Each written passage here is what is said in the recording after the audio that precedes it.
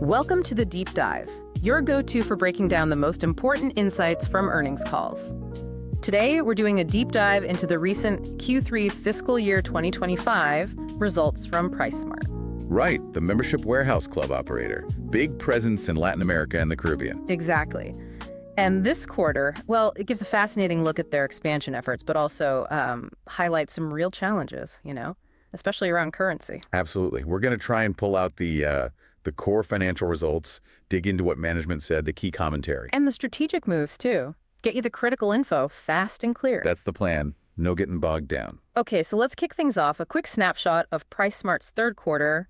How did they actually do? Well, revenue came in at $1.32 billion. That actually nudged slightly past what analysts were expecting, which was $1.31 billion. Okay, so a little beat on revenue. Yeah, but diluted earnings per share landed at $1.14. That was just 2 cents shy of the street's view of $1.16. Ah, okay. So a bit of a mixed bag then. Strong top line, but just missed on the profit side. Pretty much. What about the bright spots on the sales front, though? You mentioned the beat there. Yeah, definitely some good news. Comparable net merchandise sales grew 7%. That's pretty solid. Okay. Membership income climbed, actually quite impressively, up 13%. Yeah. And their digital channel revenue jumped nearly 20%. Wow, 20% on digital. Yeah. And gross margin also widened slightly by 30 basis points, so 0.3%. Better efficiency on what they sell. Got it. Good overview. So let's get into the real specifics now. Financial performance. How did those core sales numbers break down, especially with currency fluctuations in the mix? Right. So for Q3, net merchandise sales increased 8%, which is strong. But if you look at it in constant currency, basically taking out the effect of exchange rate swings, growth was even stronger, 9.5%. Okay, so the underlying business is doing even better than the headline number suggests. Exactly. And comparable net merchandise sales, same story, up 7% overall, but 8.5% in constant currency. Interesting. How did that look across their different regions? Central America, for instance. So Central America, they've got 31 clubs there. Net merchandise sales up 7.5% or 7.6% constant currency. Comparable sales grew 5.7% or 5.9% constant currency. Every market there grew. Yeah. What's notable is that every single market in Central America posted positive comparable sales growth. That really helped their overall numbers. Okay. And what about the Caribbean and Colombia? Those are big ones, too. They are. The Caribbean, 14 clubs, saw net merchandise sales rise 8.2%. That's 9.7% constant currency. Comparable sales up 8.6% or 10.1% constant currency. 10% constant currency growth in the Caribbean comps. Nice. Yeah. And Colombia, with 10 clubs, really stood out. Net merchandise sales up 10.1%, but get this, 19.3% in constant currency. 19%. Wow. Yeah. Comparable sales up 9.9% or 19.1% constant currency. Colombia's performance was definitely a highlight. You can say that again. So with all that growth, were there specific product categories driving things? Yeah, looking at the categories, foods grew 7.8%. Non-foods, like general merchandise, up 9%.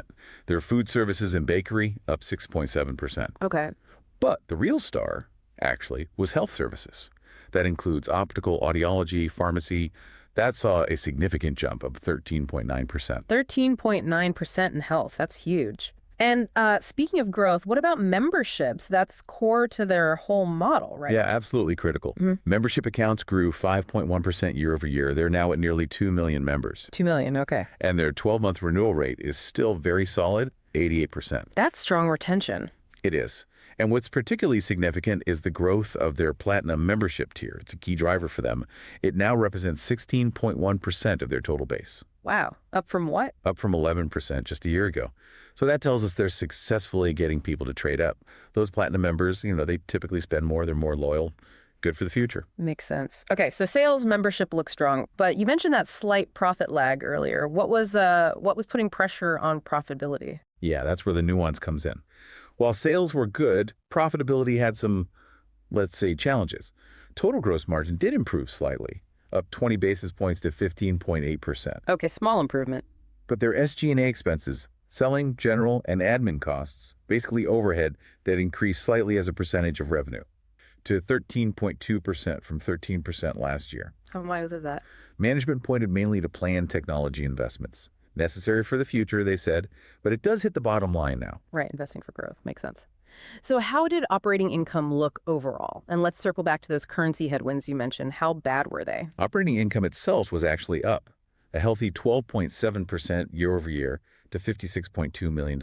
Okay, that's good. However, they recorded a $7.2 million net loss in what they call total other expense. That's way up from a $2.9 million net loss last year.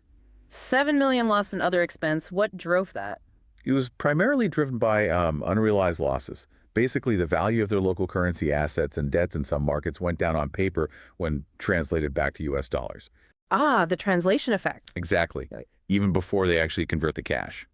Plus, the actual cost of converting local currency to U.S. dollars went up too. The premiums they pay rose from $3.8 million to $4.8 million.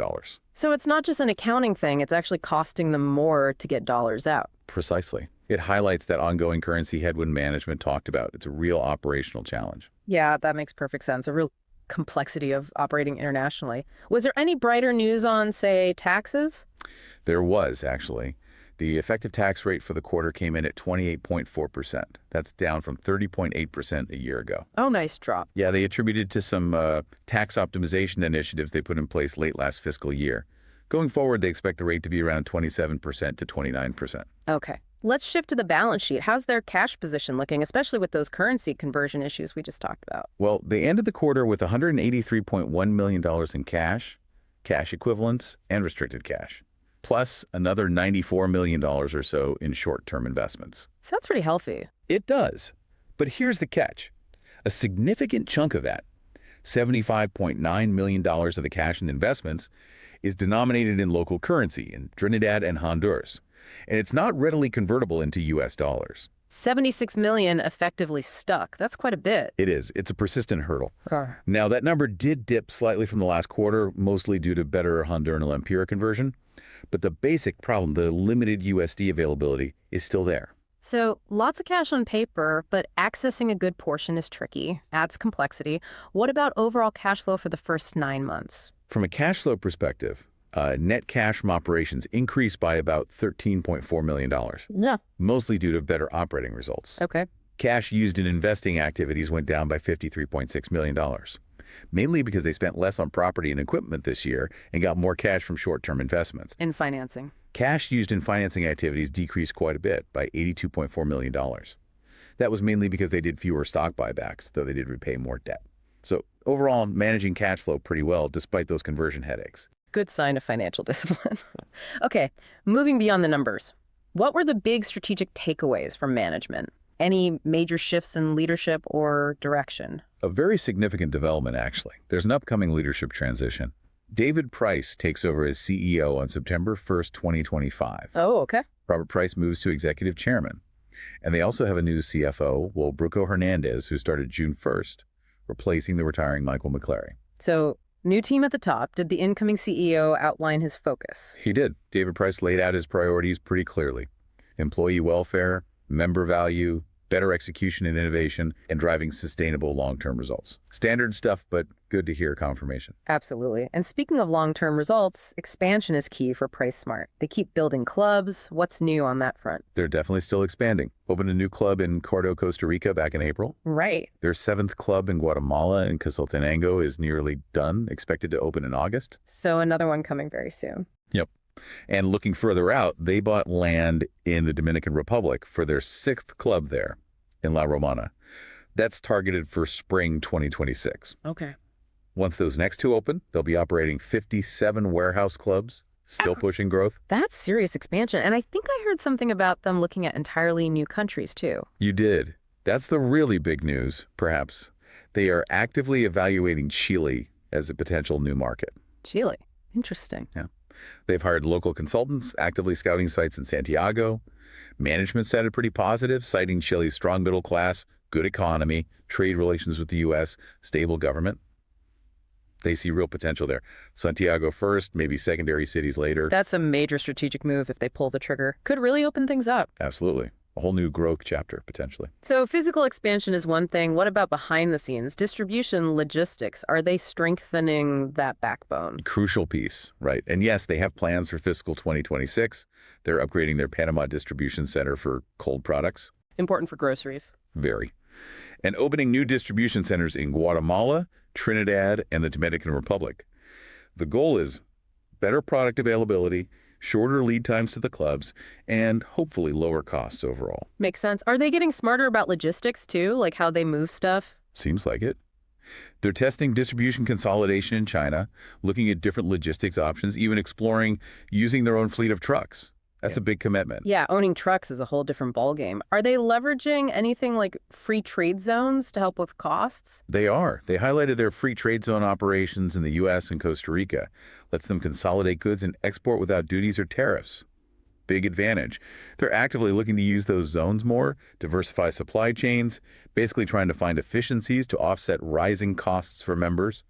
Pretty sophisticated stuff. It sounds like it. So beyond just the low prices, what else are they doing to make that PriceSmart membership more valuable? Yeah, enhancing value is key. One big area is private label, their own brands. Those represented almost 28%, 27.7% of sales in the first 9 months, up slightly from last year. And private label usually means better margins, right? Typically, yes, Yeah. and builds loyalty. They also renewed and improved their co-branded credit card with BAC, offering more cash back for members. Another way to incentivize spending and, keep people sticky. Smart. Rewards loyalty. And what about digital? You mentioned that big jump in revenue earlier. Are members really embracing online? They really are. The omni-channel investments are paying off. Q3 digital sales hit $79 million. That's nearly 20% up year over year. And what percentage of total sales is that now? 6.1%, their highest digital contribution ever. Orders placed directly on their site or app grew almost 17%, and the average order value was up by 3.2%. Are people actually signing up online? Yeah, get this. 62% of their members have created an online profile now, and almost a third of those have actually bought something online. Shows real adoption is happening. That's impressive uptake. Okay, so expanding geographically, digitally.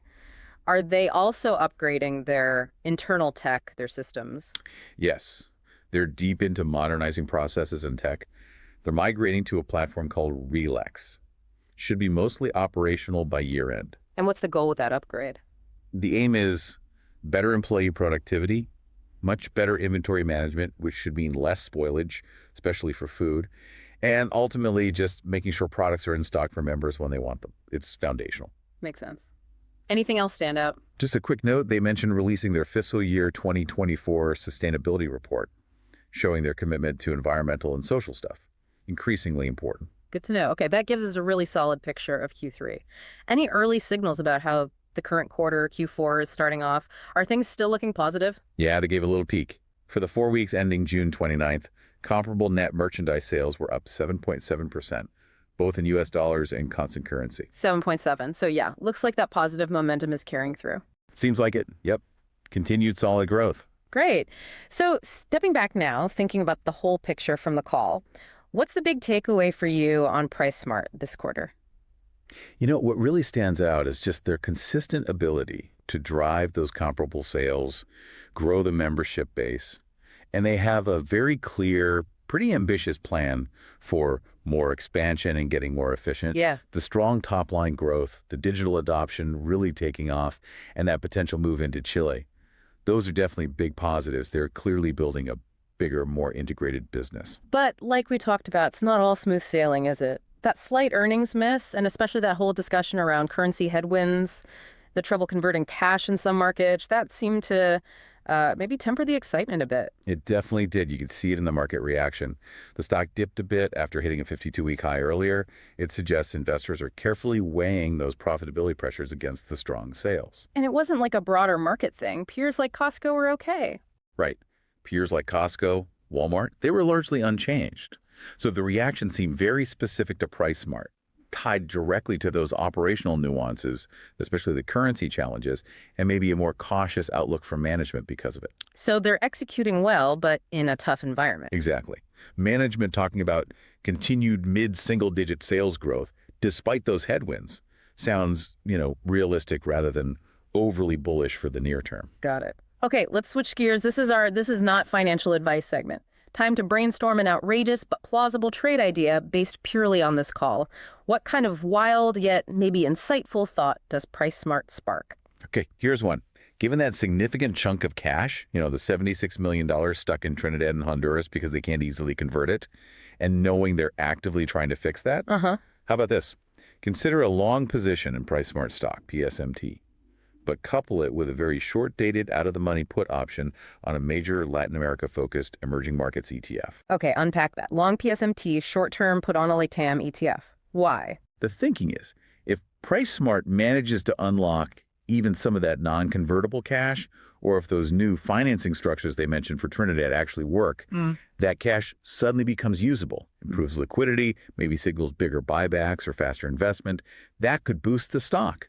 Right, a specific catalyst for PriceSmart itself. Exactly. And the put option on the LATAM ETF, that's like, cheap insurance. It acts as a hedge.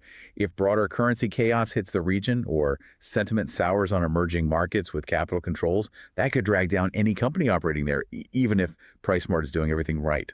The put limits your downside from that regional risk. So it's a bet on PriceSmart's operational fix for their specific cash problem, hedged against the general currency volatility of the region they operate in. Precisely.